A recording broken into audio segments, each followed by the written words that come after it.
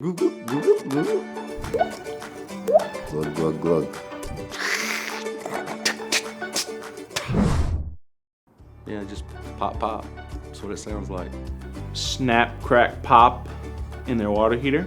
Typically it means you've got some buildup of mineral deposits, sediment inside the water heater.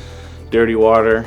Your water heater has to get through all that to heat up your actual water. But yeah, I mean, it's just contaminants in your potable water system.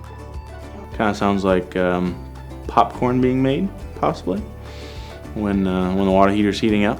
And it's needed to have been flushed and probably hadn't, and you're on your way to buying a new one soon. You also put tank guard heat boosters on your heater to kill all that bacteria and buildup that occurs in the water heater. Been plumbing long enough to know that your house talks to you. So same way when it creaks and moans at night, you know, as houses get old and settle and it cools, that makes difference in everything from your drywall to your moldings to your hardwood floors. So when your plumbing talks to you, you ought to listen.